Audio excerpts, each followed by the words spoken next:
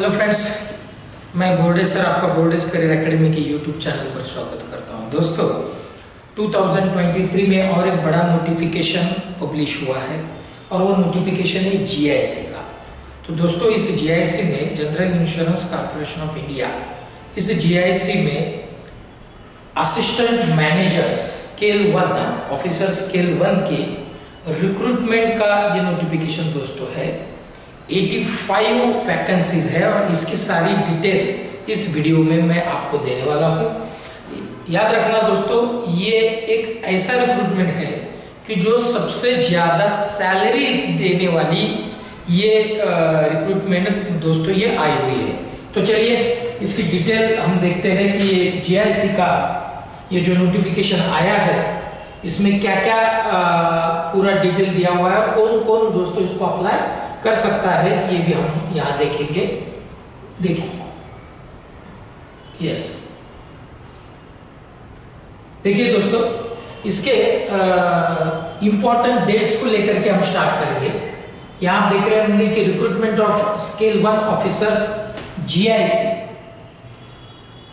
Recruitment of scale 1 officers, यहाँ ये उसका ऑफिशियल वेबसाइट है, यहाँ जाकर आपको ऑनलाइन एप्लीकेशन करना है।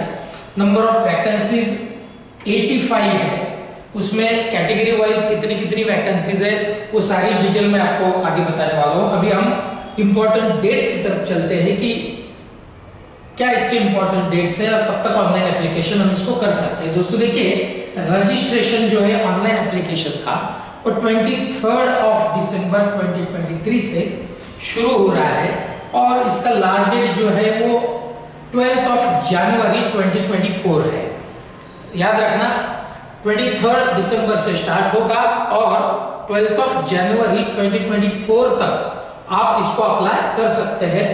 ऑनलाइन एप्लीकेशन की फीस भी दोस्तों जो आपको करना है वो भी सेम इसी डेट में करना है। और इसकी जो ऑनलाइन एग्जाम है, ये ऑनलाइन एग्जाम दोस्तों ये फरवरी 2024, यहाँ अगर आप देख रहे होंगे तो फेब 2024 को ये एग्जाम है और ये एग्जाम का जो एग्जैक्ट डेट है यहाँ पर मेंशन नहीं है, लेकिन 24 फरवरी 24 में ये एग्जाम होने वाला है और उसके 10 दिन पहले आपको कॉल लेटर दोस्तों मिल जाएगा, आपको पता चल जाएगा कि आपका एग्जाम सेंटर कहाँ कहाँ है। उसके बाद दोस्तों अब जानेंगे हम और कुछ इंफॉर्मेशन जो बहुत काफी बच्चे जो पूछ रहे हैं जब से ये नोटिफिकेशन आया है, एसएमएस करके पूछ रहे हैं कि कौन कौन सी पोस्ट के लिए ये अप्लाई हम कर सकते हैं या ये जो 85 वैकेंसीज है ये कौन कौन सी पोस्ट के लिए है। दोस्तों देखेंगे, यहाँ देखिए आप अलग अलग यहाँ आपको पोस्ट नजर आ रहे होंगे। तो यहाँ ये जो हिंदी ये वाली जो पोस्ट है उसकी नंबर ऑफ वैकेंसी है 1, एक है सिर्फ। अब यहाँ पर क्या चाहिए आपको, तो minimum qualification post graduation in Hindi with English as one of the subject in graduation. ठीक है, पोस्ट ग्रेजुएशन चाहिए हिंदी में और ग्रेजुएशन में आपका इंग्लिश ये एक सब्जेक्ट होना चाहिए। यहाँ पर ये क्लियर मेंशन किया हुआ है और डिजरेबल क्वालिफिकेशन पर भी यहाँ पर आप थोड़ा सा ध्यान दें। लेकिन ये डिजरेबल का मतलब ये नहीं होता कि कंपलसरी, डिजरेबल मतलब कंपलसरी नहीं। अगर है तो ये अगर आपके पास है तो ठीक है, नहीं है तो भी ठीक है। डिजरेबल मतलब कंपलसरी नहीं, ये बात आप ध्यान में रखें। सेकेंड जो पोस्ट है वो जर्नलिस्ट के लिए पोस्ट है। यहाँ पर वैकेंसीज है 60। मिनिमम क्वालिफिकेशन ग्रेजुएशन चाहिए दोस्तों। यहाँ पर 60% मार्क्स जनरल कैटेगरी के लिए चाहिए और ओबीसी और एससी एसटी अपना जनरल और ओबीसी कैंडिडेट के लिए 60% मार्क्स चाहिए और एससी एसटी के जो कैंडिडेट है इनके लिए 55% मार्क्स ये कंपलसरी आपका है। यहाँ पर स्टैटिस्टिक्स की जो पोस्ट है उसके लिए 6 वैकेंसीज है। ग्रेजुएशन आपको 4 का चाहिए स्टैटिस्टिक्स इस सब्जेक्ट में, मिनिमम 60% मार्क्स चाहिए जनरल और OBC category, 55% SC ST category. उसके बाद में दोस्तों आइए यहाँ पर इकोनॉमिक्स की एक पोस्ट है, जो पोस्ट है उसके लिए वैकेंसीज है 2 वैकेंसीज है। Graduation in economics and econometrics with minimum 60% marks for general and OBC category और वही सेम एससी एसटी कैटेगरी के लिए 55% मार्क्स है। आइए दोस्तों, लीगल की भी कुछ यहाँ पर पोस्ट दिख रहे हैं, 7 जगह है, 7 वैकेंसीज है दोस्तों। इसके लिए बैचलर डिग्री इन लॉ जरूरी है। बाकी 60% मार्क्स से वही criteria, general OBC category, SC ST 55% marks है। और देखेंगे कौन कौन से अलग अलग पोस्ट है। एचआर के लिए देखो दोस्तों, एचआर में भी ये वैकेंसीज यहाँ पर दिख रही है, 6 वैकेंसीज है। यहाँ पर आपको graduate in any discipline with 60% marks degree for general and OBC and 55% marks for SC and ST category. यहाँ पर एनी ग्रेजुएट है, एचआर में आप कोई भी ग्रेजुएट है तो आप अप्लाई कर सकते हैं। बकायदा 60% मार्क्स चाहिए ओपन और ओबीसी के लिए, और एससी एसटी कि जो कैंडिडेट है उनके लिए 55% मार्क्स यहाँ पर चाहिए दोस्तों। इंजीनियरिंग की भी कुछ वैकेंसीज है, देखते हैं कितने वैकेंसीज है। टोटल वैकेंसीज 11 वैकेंसीज है, उसमें सिविल के लिए 2, एरोनॉटिकल के लिए 2 है, मरीन के लिए 1 है, पेट्रोकेमिकल के लिए 2 है, मेट्रोलॉजी के लिए 2, मेट्रोलॉजिस्ट के लिए 1, और बाकी अलग अलग यहाँ पर आप देखेंगे। इसके लिए आपके पास डिग्री होनी चाहिए बीई बीटेक, ये सारे सब्जेक्ट में सेम वही क्राइटेरिया है। 60% marks for open and OBC and SC ST के लिए 55% मार्क्स यहाँ पर होना जरूरी है।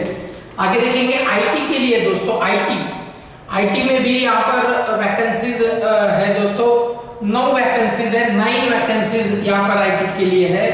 और क्वालिफिकेशन है BE in CSE computer science engineering, और BE in IT, BE in EC, BE in ETC electronics and telecommunication, BTech in CSE, BTech in IT, BTech in electronics EC, BTech in ETC with 60% marks general and OBC और 55% marks SC ST candidate के लिए। 9 vacancies दोस्तों इसमें है।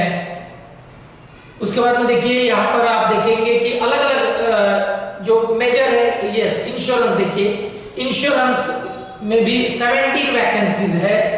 यहाँ पर कोई भी ग्रेजुएट दोस्तों इसको अप्लाई कर सकता है, ये बात याद रखें। उसके बाद मेडिकल एमबीबीएस के लिए भी 2 वैकेंसीज है, मेट्रोलॉजिस्ट के लिए भी 1 वैकेंसी है, जियोग्राफिस्ट के लिए भी 1 वैकेंसी दोस्तों इसमें है, एग्रीकल्चर साइंस के लिए 1 वैकेंसी है, जिसमें एग्रीकल्चर साइंस में आपका BSc in agriculture science with minimum वही सेम 60% एंड 55% मार्क्स वाला क्राइटेरिया। उसके बाद देखेंगे दोस्तों नेचुरल साइंस में 1 वैकेंसीज है, ऐसे टोटल वैकेंसीज है 85 दोस्तों। और अब इसमें और जो इम्पोर्टेंट है वो हम देखेंगे कि एग्जाम, देखिए दोस्तों एग्जाम के पहले रिजर्वेशन देखेंगे, वैकेंसीज का क्या क्या रिजर्वेशन है। तो यहाँ देखेंगे आप दोस्तों, यहाँ देखिए रिजर्वेशन में यहाँ आपको नजर आ रहा होगा कि टोटल वैकेंसीज 85 है। इसमें जनरल कैटेगरी के लिए 35, एससी 12, एसटी 6, ओबीसी 26 और ईडब्ल्यूएस 6, पीडब्ल्यूडी ये हैंडीकैप इनके लिए बाकी जो है वो 3 वैकेंसीज है। ऐसे total number of vacancies 85 vacancies दोस्तों है। अब एज वाला क्राइटेरिया हम देखेंगे कि एज क्या है, कौन इसको अप्लाई कर सकता है, कितना एज चाहिए। तो दोस्तों इसका मिनिमम एज है 21 ईयर और मैक्सिमम एज है 30 year. Minimum age 21, maximum 30 years.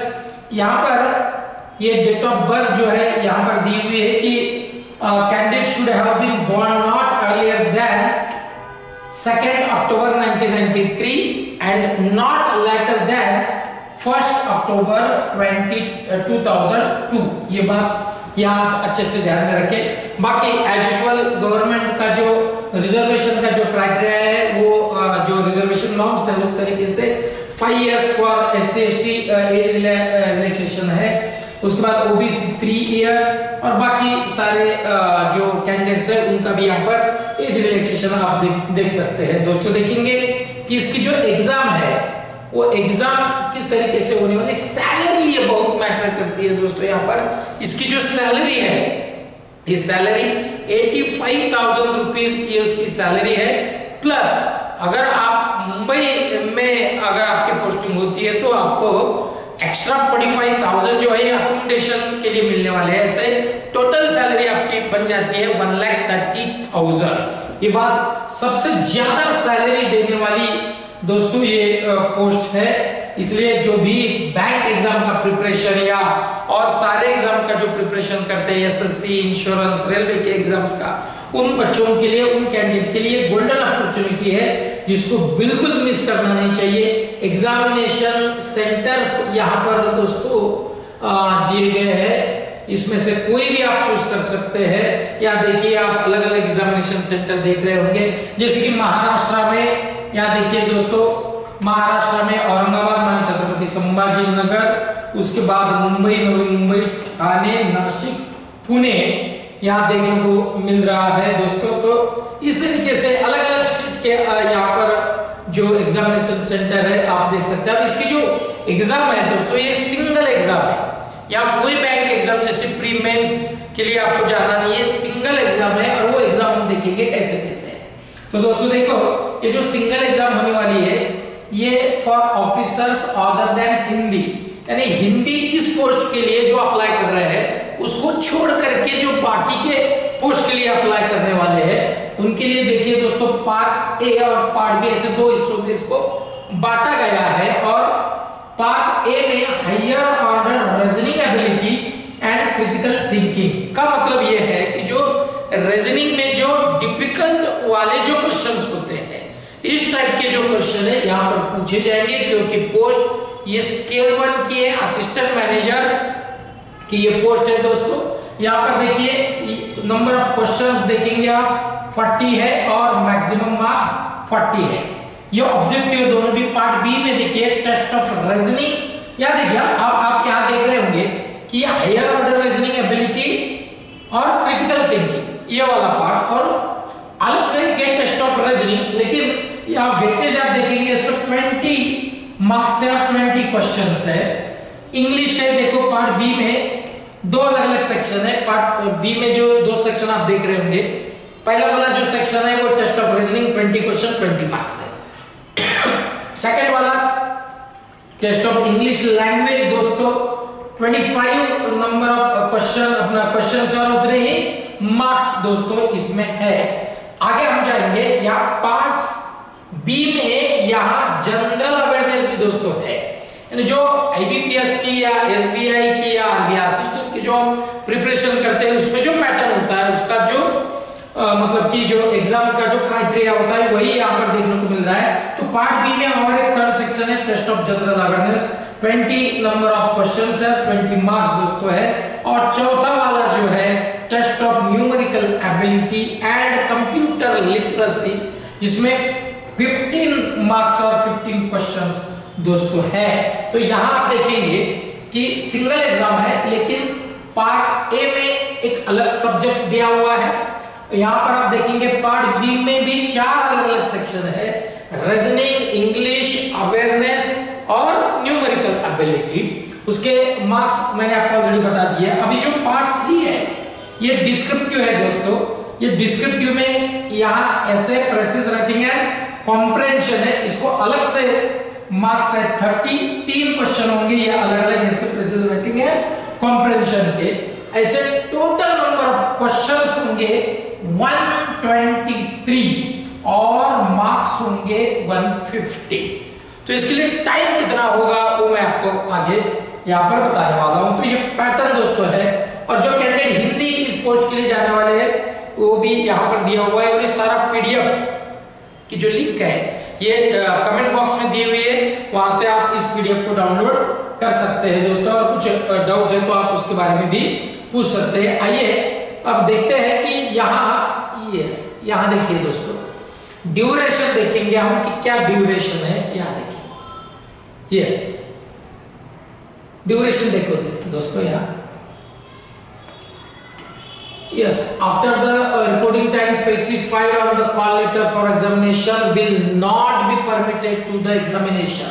ये बात अच्छे से आपको सभी को पता है, फिर भी ध्यान में रखो कि टाइम के बाद अगर आप वहां पहुंचते हो रिपोर्टिंग टाइम के बाद तो आपको अलाउ किया नहीं जाएगा। ये सारे एग्जाम्स में होता है, यहाँ पर भी है। अब यहाँ देखिए दोस्तों, यहाँ दिया हुआ है कि the duration of the examination is 2 hours 30 minutes. Candidate may be required to be at the venue for about 4 hours, including the time required for completion of various formality, जैसे कि यहाँ पर verification, collection of various documents and logging giving instruction. So तो दोस्तों यहाँ पर आप ऐसे मान करके चलो कि आपका जो टाइम है वो तो एग्जाम का ड्यूरेशन यहाँ 2 hours 30 minutes का है, और आपको वहां मैक्सिमम मतलब कि वो जो एग्जाम सेंटर होगा वहां आपको कम से कम 4 घंटे का समय तो वैसे भी लगना ही है, जैसे सारे एग्जाम्स के वक्त लगता है। तो ये चीजें भी आपको यहाँ पर दोस्तों ध्यान में रखनी है। देन इंटरव्यू वाला पार्ट भी इसमें है दोस्तों। इंटरव्यू है, जो भी शॉर्ट लिस्टेड हो जाएंगे एग्जाम में उनको इंटरव्यू के लिए दोस्तों यहाँ पर बुलाया जाएगा।